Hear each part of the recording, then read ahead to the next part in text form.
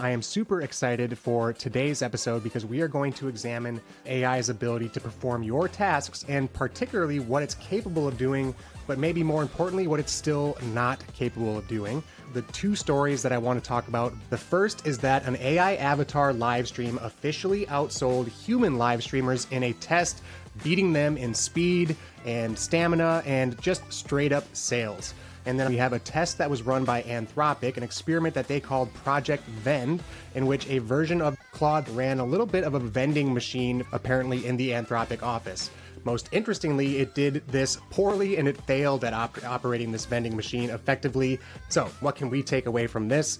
One, when it comes to sales, the time to start experimenting and adopting is absolutely right now. Two, the back-end office operations are not only safe for the time being, but should be absolutely protected and guarded. And three, definitely invest in the capabilities of these models, of these tools where you can. Welcome to the AI Marketing Navigator, where we simplify AI marketing to keep you ahead of the curve. Brought to you by Digital Pop, delivering AI marketing automation so your small business thrives. Here's your host, Alex Carlson. What is up, everybody? Welcome to another episode of the AI Marketing Navigator. This is your daily compass in the ever-evolving world of AI marketing. Okay, Navigators, we are back to some of our regular scheduled programming after a streak of interview episodes. Let me know what you think about the interview episodes. I still plan on keeping those coming fast and furious. We have a few more interviews already lined up, but after a crazy busy month or so, I definitely missed some of our good old-fashioned regularly formatted episodes. And of course, there has been plenty to talk about as the time has gone by. So I'm going to do my best to pick out the few things that are worth highlighting in the news that isn't too old anyway, but don't be surprised if you have heard about a few of these announcements or events already. Hopefully we can provide some additional insight. I am super excited for today's episode because we are going to examine the current state of AI's ability to perform your tasks as a small business owner, solo entrepreneur, or freelancer, whatever that may be, and particularly what it's capable of doing, but maybe more importantly, what it's still not capable of doing, which brings me to the title of today's episode, I should say, which is AI can outsell you, but it still can't run your business. So let's get into this. The two stories that I want to talk about, both mentioned in rundown.ai among other places. The first is that an AI avatar live stream officially outsold human live streamers in a test, beating them in speed and stamina and just straight up sales.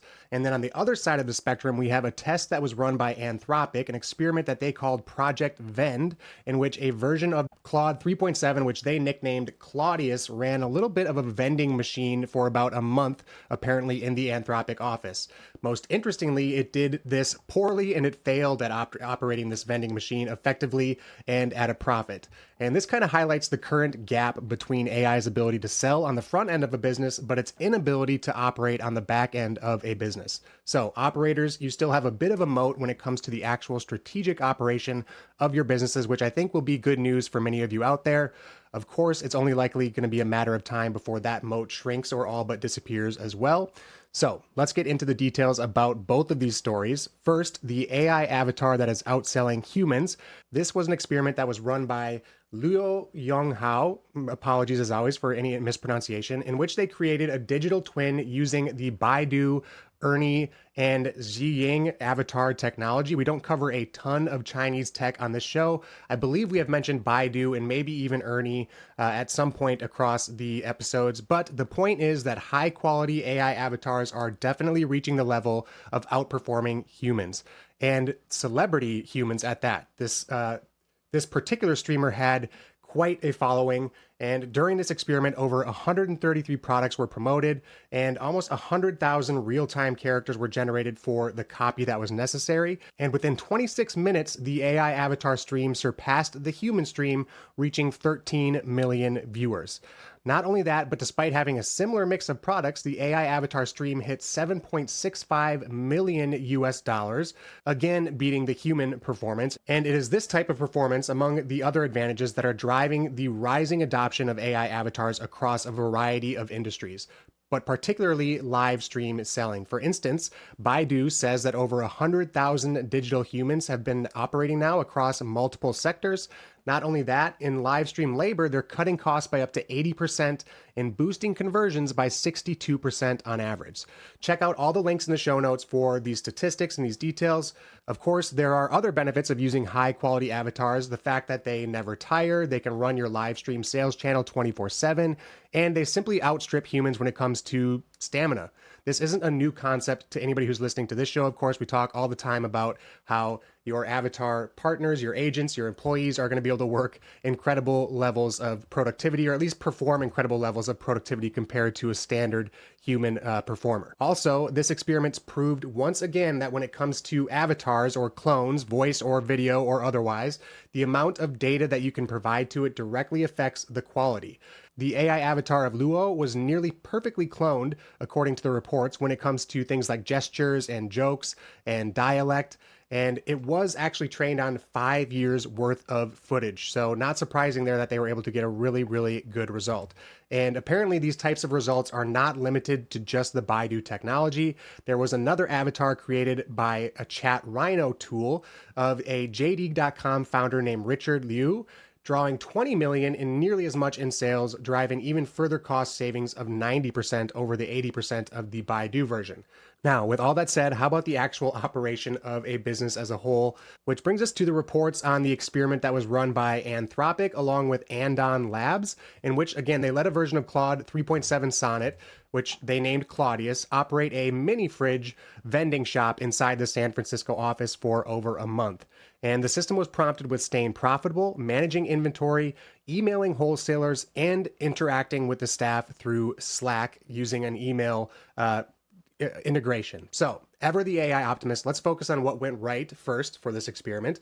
The system was in fact able to locate vendors for product fulfillment, and even niche vendors at that. Apparently a specialty Dutch chocolate milk was located and sourced within just a few hours. It was also able to resist most jailbreaking attempts to a certain degree, and we'll talk about that in a second. So when restricted items or anything outside of its policy was requested, it was able to enforce its guardrails appropriately. It even offered a custom concierge service that bundled products into themed bundles, so showing a little bit of marketing creativity in that example. Now, where did Claudius fail? A few key areas. Its price points for its items, for one. It lost about $200 by pricing items too low. It also hallucinated the Venmo address at which it should be paid, which is pretty important to get right.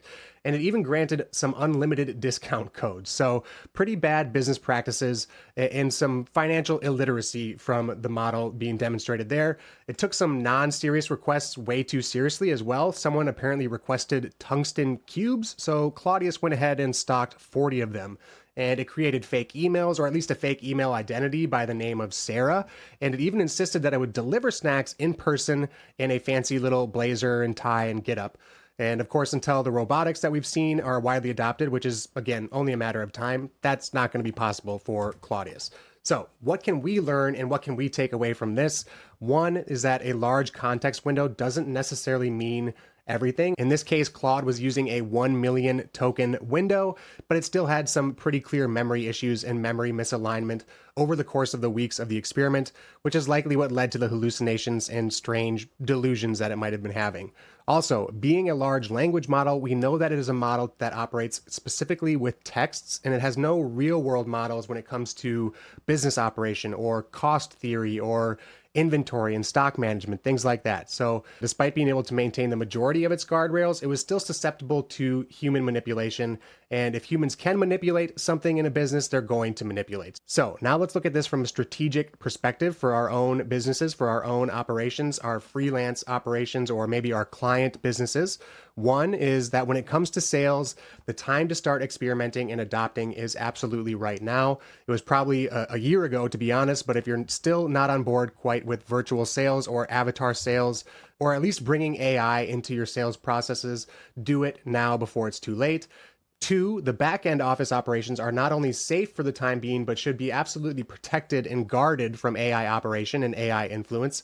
And then three, definitely invest in the capabilities of these models, of these tools where you can. The experimenters from Anthropic said that most of the issues were able to be remedied with proper restrictions or better constraints, clearer prompts, things like that. So invest in the structure of these tools and put the time in to really guide them up front.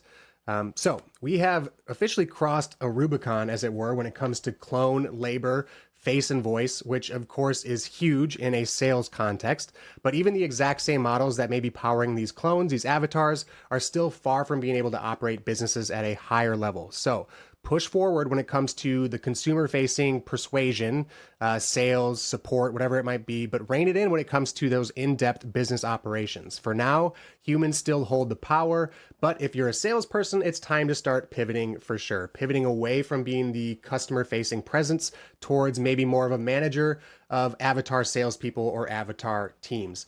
Like I said, it was time to probably make that pivot months to a year ago, and it is now past time to do so. Okay, that does it for today's episode. If you enjoyed the show or found it useful in any way, please do me a favor and follow on Spotify or subscribe on your podcast platform of choice. A review on top of that would be even more appreciated and is by far the most helpful thing you could do for the show. Also, if you are watching on YouTube, make sure to hit that subscribe button so you get notified when our next episode drops. Until then, and as always, thank you so much for joining me, and remember to stay curious, stay consistent, and keep navigating forward. Bye. Thanks for listening to the AI Marketing Navigator. Ready to simplify your own marketing automation? Digital Pop helps make it happen so your small business can scale your marketing fast. Learn more at thedigitalpop.com.